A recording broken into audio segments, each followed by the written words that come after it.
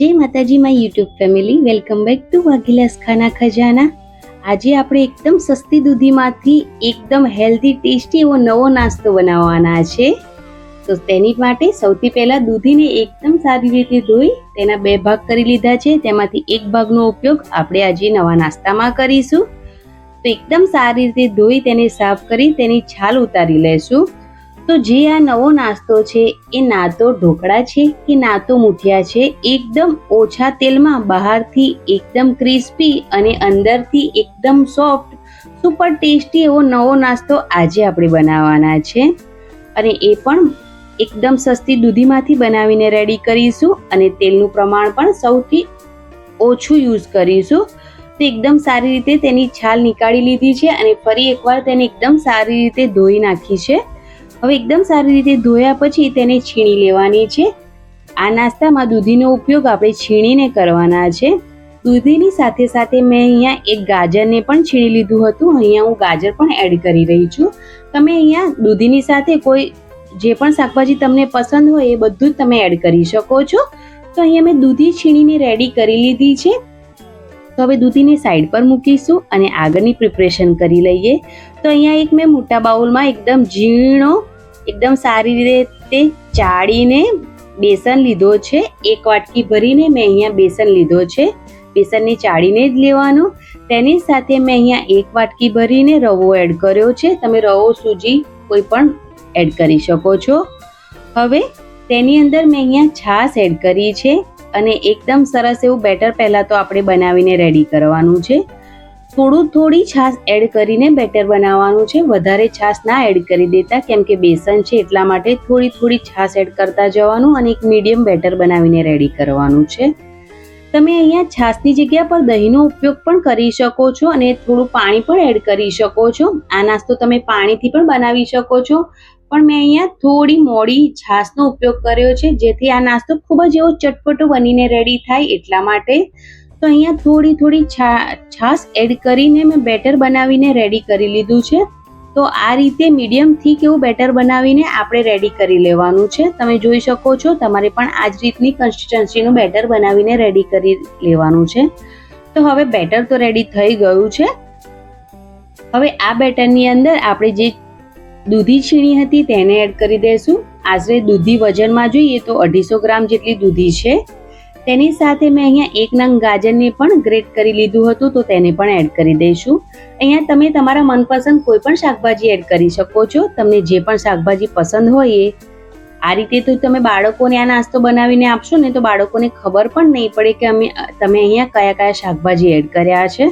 તો હવે ગાજર દૂધીને એકદમ સારી રીતે બેટર સાથે આપણે પહેલાં તો મિક્સ કરી લેવાનું છે. તો ગાજર અને દૂધી છે તે પણ થોડું પાણી છોડે છે, એટલે જે આપણે છાશ કે આ પાણી ઉમેરીએ તે થોડું ઓછું જ ઉમેરવાનું. જરૂર પડે તો લાસ્ટમાં થોડું એડ કરી લેવાનું, પણ પહેલાં થોડું ઓછું જ એડ કરવાનું. તો હવે બેટર તો રેડી થઈ ગયું છે એકદમ સરસ. તો હવે થોડા મસાલા કરી લેશું.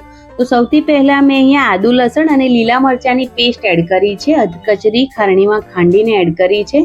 તેની સાથે અડધી ચમચી જેટલી હળદર, મીઠું સ્વાદ પ્રમાણે એડ કર્યું છે. અડધી ચમચી જેટલો ધાણા જીરું પાવડર એડ કર્યો છે અને અડધી ચમચી જેટલા અજમાને હાથથી ક્રશ કરીને એડ કર્યો છે, જેનો ટેસ્ટ આ નાસ્તામાં ખૂબ જ સરસ આવે છે એટલા માટે. અને તેની સાથે મેં અહીંયા થોડું કાશ્મીરી લાલ મરચું પાવડર એડ કર્યું છે, જેથી આપણા નાસ્તાનો ખૂબ જ સરસ એવો લાલ કલર આવે એટલા માટે. કેમ કે આપણે લીલા મરચાં ઉપયોગ કર્યો છે, પણ જો તમે લીલા મરચાંનો ઉપયોગ ના કરો તો તમે તીખું લાલ મરચું પાવડર પણ એડ કરી શકો છો. હવે થોડા ધાણા એડ કરીશું અને મને અહીંયા બેટર થોડું ગાઢું લાગે છે એટલે મેં થોડી 1 થી 2 ચમચી જેટલી છાશ પાછી એડ કરી છે. તો આ રીતનું બેટર બનાવીને રેડી કરી લેવાનું છે. બેટર રેડી થઈ ગયું છે. એકદમ સારી રીતે મસાલા પણ મિક્સ થઈ ગયા છે. તો હવે ગેસ પર કઢાઈ મૂકીશું અને 1 થી 2 ચમચી જેટલું તેલ એડ કરીશું અને તેલ ગરમ થઈ જાય એટલે તેની અંદર રાઈ અને જીરું એડ કરીશું.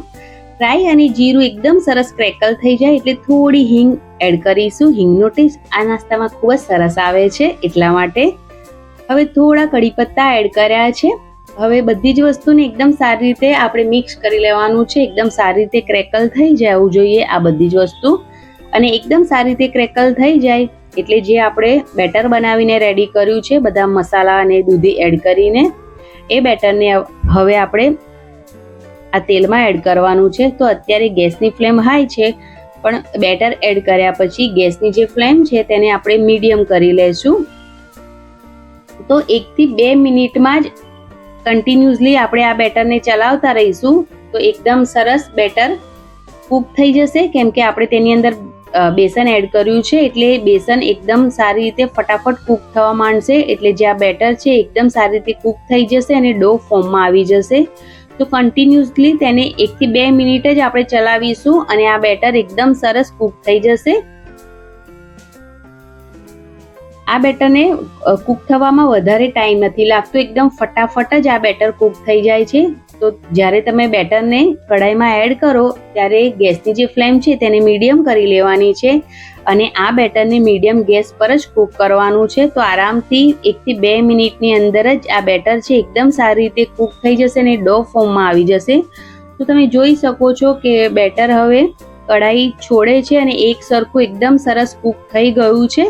તો હવે ગેસની ફ્લેમ અહીંયા બંધ કરી દેવાની છે અને તમે આ બેટરને 5 મિનિટ માટે ઢાંકણ ઢાંકીને સાઈડ પર રાખી શકો છો. મેં અહીંયા નથી રાખ્યું. હવે બેટર રેડી થઈ ગયું છે તો મેં અહીંયા થાળીને એકદમ સારી રીતે તેલથી ગ્રીસ કરી લીધી છે. તમારે પણ થાળીને તેલ અથવા ઘીથી એકદમ સારી રીતે ગ્રીસ કરી લેવાની.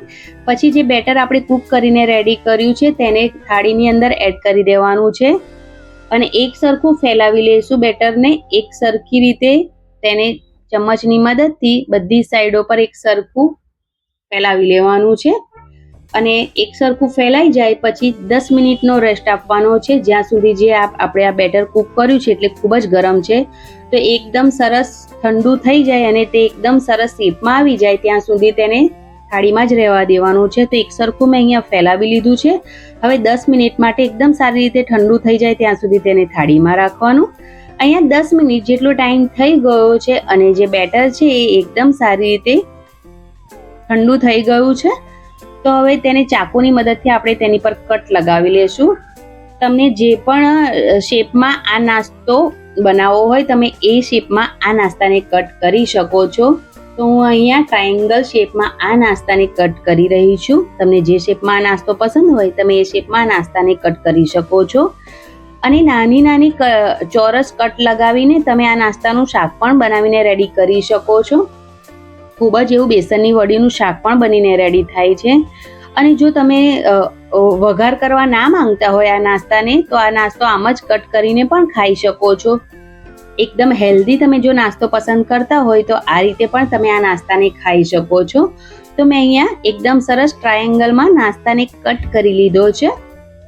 તો હવે એકદમ સરસ નાસ્તો છે એટલે આરામથી ટ્રાયેંગલમાં શેપમાં જ એક કટ થશે અને આરામથી આપણે જે થાળી છે તેને એકદમ સરસ તેલથી ગ્રીસ કરેલી છે એટલે આરામથી આ નાસ્તો બહાર નીકળી જશે, બિલકુલ તળિયે ચોંટશે નહીં. તો તમે જોઈ શકો છો કે મેં મીડિયમ થિકનેસ વાળો આ નાસ્તો બનાવીને રેડી કર્યો છે. તો પહેલા તો થાળીમાંથી બધો જ નાસ્તો આપણે કાઢી લઈશું. આ નાસ્તો તમે આમ પણ ખાઈ શકો છો ચા સાથે, પણ આપણે તેમાં થોડો ટ્વિસ્ટ આપીશું. તેને એકદમ સરસ આપણે આ નાસ્તાને ક્રિસ્પી કરીશું એટલા માટે. તો અહીંયા નાસ્તો તો રેડી થઈ ગયો છે તો તેને ટ્વિસ્ટ આપવા માટે આપણે તેને વઘાર કરીશું. તો મેં અહીંયા 1 થી 2 ચમચી જેટલું તવા પર તેલ એડ કર્યું છે અને એકદમ સરસ આ નાસ્તાનો દેખાવ આવે એટલા માટે મેં અહીંયા થોડા સફેદ તલ એડ કર્યા છે. હવે જે નાસ્તો છે તેમાંથી આપણે એક પીસીસ લઈશું અને હવે તવા પર એડ કરીશું. તો આ નાસ્તાને આપણે થોડો બંને સાઈડથી ક્રિસ્પી કરી લેશું. એકદમ સારી રીતે આ જેટલો નાસ્તો ક્રિસ્પી હશે ને એટલો જ આ નાસ્તો ખાવામાં ખૂબ જ સરસ ટેસ્ટી લાગે છે. તમે બાળકોને લંચ બોક્સમાં પણ આ નાસ્તો આપી શકો છો અથવા તો જ્યારે મહેમાનો આવે ત્યારે પણ તમે આ રીતે નાસ્તાને બનાવીને આપી શકો છો. પહેલા તમે બનાવીને પ્રિપરેશન કરીને આ નાસ્તો રેડી કરી શકો છો અને લાસ્ટમાં આ રીતે તેને શેકીને બાળકોને અથવા તો મહેમાનોને પણ તમે આપી શકો છો. અને એકદમ ઈઝી રેસીપી છે, વધારે ટાઈમ પણ નથી લાગતો અને ફટાફટ આ નાસ્તો બનીને રેડી થઈ જાય છે. તો તવા પર જેટલો નાસ્તો આવે એટલો એડ કરીને તેને બંને સાઈડથી એકદમ સારી રીતે આપણે આ નાસ્તાને ક્રિસ્પી કરી લેશું. બાળકોને આવી અવનવી રેસીપી તમે બનાવીને આપો તો તેમને ખૂબ જ પસંદ આવે છે. મારી ચેનલ પર તમને આવી અવનવી ઘણી બધી રેસીપી જોવા મળશે, તો મારી ચેનલ પર જરૂરથી વિઝિટ કરજો અને મારી ચેનલને સબસ્ક્રાઇબ જરૂરથી કરજો. તો ઉલટ પુલટ કરતા રહીશું અને ગેસની ફ્લેમ અહીંયા મેં હાઈ જ રાખી છે, તમે મીડિયમ પણ રાખી શકો છો. પહેલાં થોડી હાઈ રાખવાની અને જેમ જેમ નાસ્તો કૂક થતો જાય, એકદમ ક્રિસ્પી થતો જાય, તેમ તેમ જે ગેસની ફ્લેમ છે થોડી મીડિયમ કરી દેવાની. તો અહીંયા ઉલટ પુલટ કરતા રહીશું અને નાસ્તાને બંને સાઈડથી એકદમ સારી રીતે ક્રિસ્પી ના થઈ જાય ત્યાં સુધી તેને આપણે શેકી લેવાનો છે.